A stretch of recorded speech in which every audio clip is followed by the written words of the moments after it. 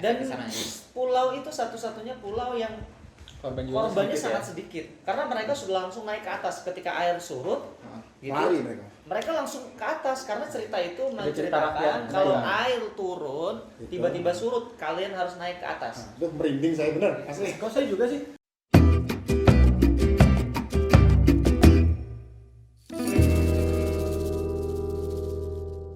Yang tadi sebelumnya sempat kepotong sih ya, kita sempat ngobrol ke tentang bencana. Tentang bencanaan. Dan kayaknya itu penting banget karena Indonesia itu adalah terkenal supermarketnya bencana.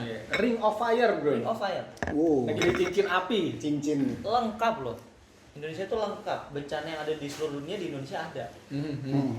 Jadi aneh kalau harusnya orang kita yang paling menguasai gitu. Ya. Tapi masalah equipmentnya itu ya, dari segi peralatan-peralatan yang paling tidak bisa menginformasikan, mensosialisasikan. Terus kan kalau di Jepang kan begitu ada tanda-tanda tsunami aja udah langsung ringnya sirine kayak gitu ya. Tapi justru yang harusnya paling sederhana itu loh Kak. Edukasi. Itu kan basic banget, nggak perlu teknologi. Iya. Jadi seperti burung yang ketika fenomena alam itu terjadi tiba-tiba dia langsung bergerombol dan seterusnya ya. Artinya manusia harus juga punya peka dan itu harus diedukasi dari mulai dini.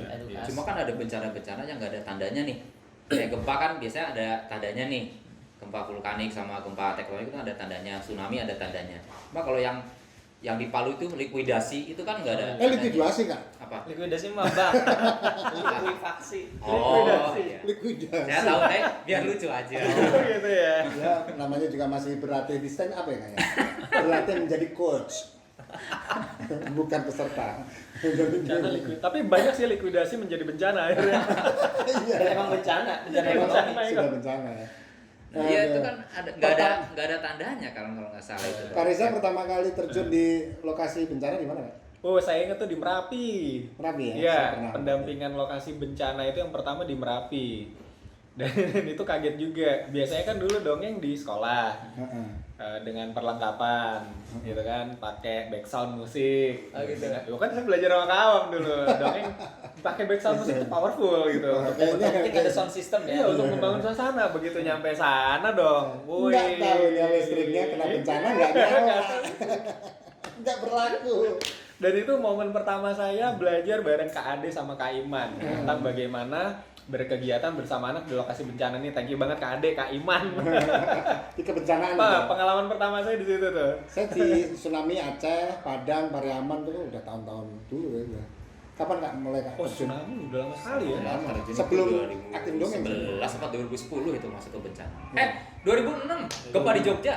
Gempa Jogja. Karena saya kan masih mahasiswa di situ. Bantul ya? Iya. Itu ngedongeng katanya. Dongeng.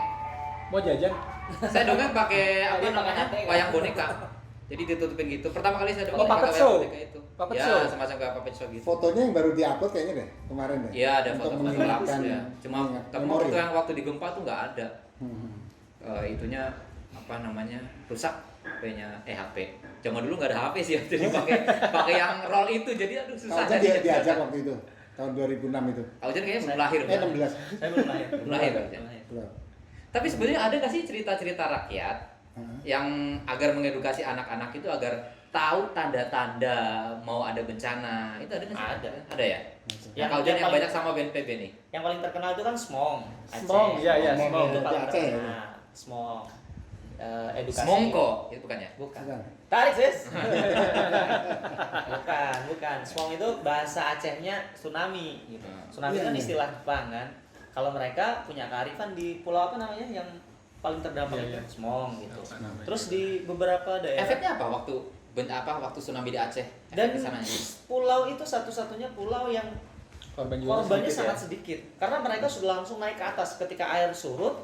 Gitu. Lari mereka langsung ke atas karena cerita itu menceritakan kalau air turun tiba-tiba surut, kalian harus naik ke atas. Itu merinding saya bener, asli. Kok saya juga sih? Merinding. Apa ya? Itu padahal dari cerita rakyat ya. Berarti, nah ini di BNPB ini diusulkan atau mungkin sudah ada kan? Jadi maksudnya kita harus menciptakan banyak-banyak dongeng yang terkait dengan hal itu ya, sehingga anak-anak langsung teredukasi itu. Ya, nah itu yang saya lakukan. Itu yang terkenal tuh semua. Apa yang lain-lain ada? Ada juga di Gorontalo. Saya agak lupa nama-namanya. Ada kearifan lokal.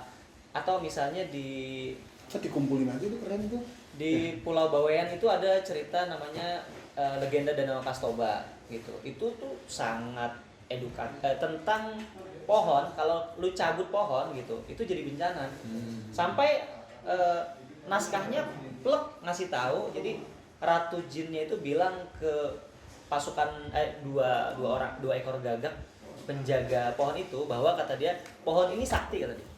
Akarnya mencegah bencana, daun-daunnya obat bagi segala penyakit. Oh, sedetail itu sebenarnya ya. Itu Ih, keren di ya. naskah aslinya. Bener harus dikumpulin itu ya, data gitu ya.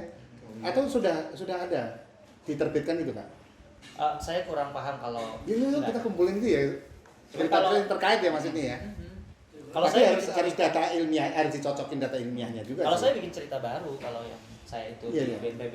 Tapi Jadi berupa untuk video. pengurangan risiko bencana ya. Mitigasi ya, pencegahan. Aduh, saya inget banget loh kalau di bencana itu apa rasa-rasanya itu nih misalkan saya 10 sampai 14 hari kan biasanya 2 minggu itu ya.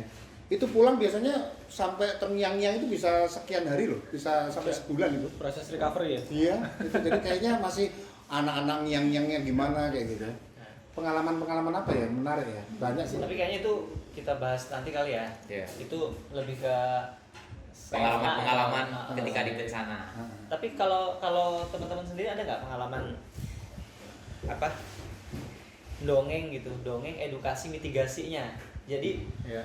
di lokasi di mana lokasi itu rawan, misalnya rawan tsunami, terus kita ke sana ngasih tahu mereka atau ngasih Kalau dongeng Saya tentang pernahnya tentang banjir kalau Jan. Oh, tentang banjir, ya. Kan saya berkegiatan sama teman-teman di Ciliwung. Ciliwung. Iya.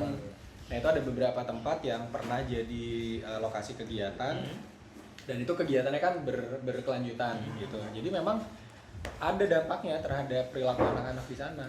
apa tuh Kak? Gitu. Nah saya pernah dapat satu cerita di satu titik ya di daerah Depok. Jadi ketika saya intens dongeng bermain sama anak-anak di sana, itu ada satu orang tua anak yang komplain ke pengelola tempat kita biasa ngedongeng gitu. Apa? Anak saya sekarang nggak mau lagi disuruh buang sampah di sungai. Itu dampaknya. Itu ceritanya begitu loh. Wow. Dan itu kan bikin, Merinding. wih asik banget ya maksudnya. Oh iya ternyata Ada anaknya hantu apa gimana anak-anak merinding mau gitu? ya. Iya, Kak. Tapi tahu nggak Kak? Menurut saya kenapa edukasi bencana itu sangat bagus melalui cerita. Karena dongeng itu Kak, dia tuh paket lengkap kompetensi sama karakter. Contohnya gini, sebenarnya misalnya edukasi tsunami itu bisa disampaikan tanpa cerita, bisa. Datang seorang penyuluh, Ya. kumpulin anak-anak, kasih tahu sama dia. Nah, tsunami itu ciri-cirinya ini. Kalau dia naik, dia datang, itu tingginya bisa sekian meter. Dia bisa mengakibatkan rumah hancur, orang meninggal, dan seterusnya. Apa yang terjadi? Anak-anak takut sama tsunami. Iya. Kalau penyampaiannya hanya Seperti itu. informasi. Iya, iya. Tapi kalau dongeng, Iya. yang dongeng kita rancang itu, misalnya Iya. dongeng saya, penekanannya adalah informatif tentang tsunami itu apa, kapan terjadi, apa yang harus dilakukan, dan cerita itu menggambarkan tokoh yang nggak takut sama tsunami. Betul. Iya. Dia tahu apa yang harus dilakukan. gitu. Penanganannya adalah tsunami itu bisa jadi terjadi, tapi manusia itu dikasih karunia oleh Tuhan untuk mencegah terjadinya Ya. korban yang besar. Punya insting Iya. ya. Mencegah korban lebih banyak ya, bukan Iya. mencegah tsunami ya, karena itu nggak bisa Nah, mencegah ya. iya, Iya, iya, iya. Korban lebih banyak. Jadi penekanan di cerita, di dongeng itu kita bisa ngasih karakter berani gitu. Berani. Kemudian tolong menolong sama orang lain itu bisa. Tapi kalau informasi doang, dia cuman informatif, tiba-tiba anak jadi takut. Iya, iya. Wah ternyata tsunami ngeri banget. Ternyata aku tinggal di pantai ini bahaya ya. Pulang takut dia. Nah inilah. Mungkin dia bisa bilang, kita nggak usah takut, kita harus. Tapi beda sama cerita.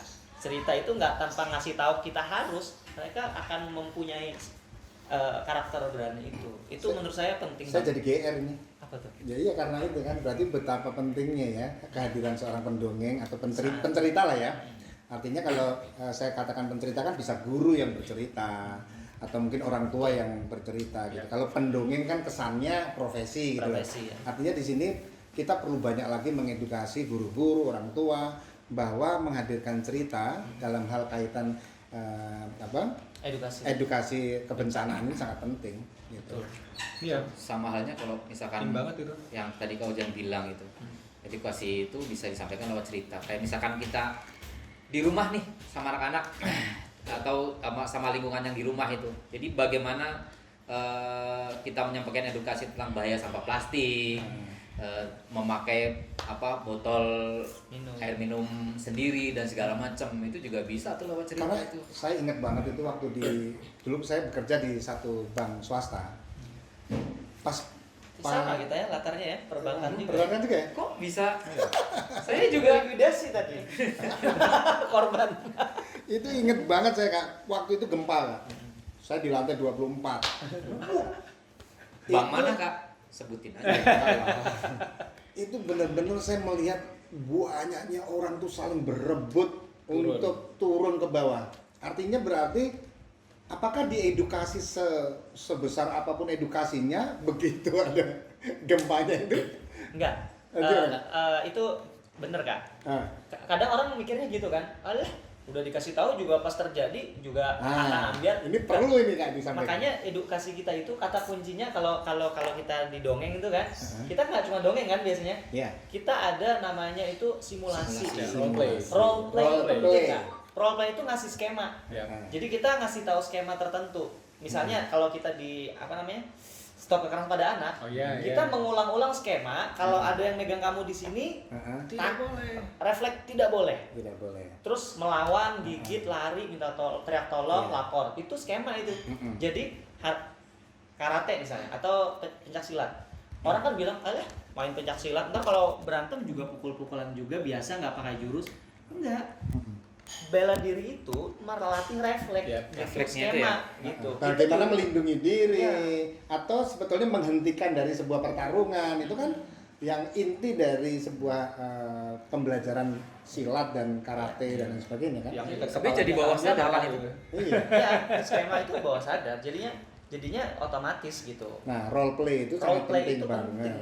Makanya saya kalau dongeng bencana itu, mitigasi bencana, role play harus ada. Berarti nggak bisa dong kita lakukan cuma sekali doang edukasi itu ke satu tempat. Ya gitu. nggak bisa sih. Makanya Harus diulang lagi sama gurunya. harus Betul. ditekankan ya. Segala macam. Makanya sama orang tuanya. kita harus lebih banyak mengupayakan dongeng di lokasi iya, tetapi tidak lupa memberikan pembelajaran atau ya coaching lah ya untuk guru-guru bagaimana sih Idealnya nanti gitu. ketika mendongeng tekniknya, modelnya seperti apa, saya pikir dan lebih bagus lagi kita berikan semacam materinya. Jadi mereka harus nonton loh, guru Harus itu harus nonton pas kita cerita. iya. Supaya mereka bisa. Nah, cuman kebanyakan anaknya sudah rapi.